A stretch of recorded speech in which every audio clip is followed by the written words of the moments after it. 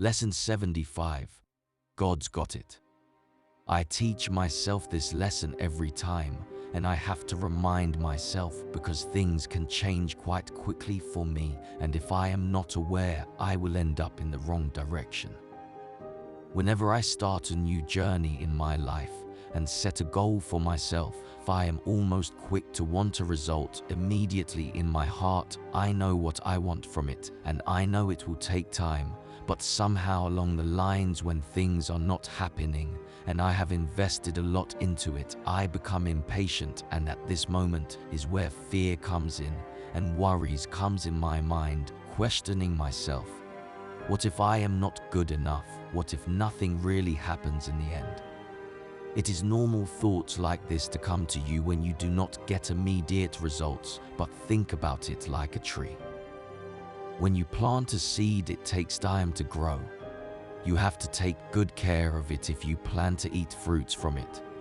There is a process before you get the end results. It might take months or years before it happens, and once it happens, it is almost like a miracle that this little seed which you plant was able to give you hundreds of sweet apples in the end. Along the way, the leaves can wither and almost die if not taken cared for, but it doesn't mean it cannot back to life. It is an example of you abandoning your purpose and goal in life, but even at that point, never give up hope, because the tree that you see is weak still has life in it, and when you decide to take care of it, it will come back again and give green leaves. Being where you are and desiring where you want to be is a process, and it takes time. God knows the desires of your heart, and He wants to provide you with great things.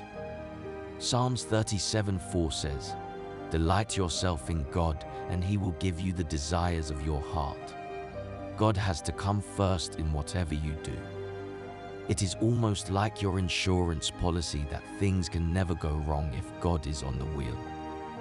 No longer will you have to worry about anything, but to trust in Him that He can work everything for your good. He wants you to rely on Him and not on your own strength, because even though we can do it, we still cannot be everything. There is a time where things may take you by surprise and you wonder, how did things go wrong? He is there to guide you and provide you with His ways, because He knows you better than you know yourself, and He can take you to great levels so that the world will wonder how you did it.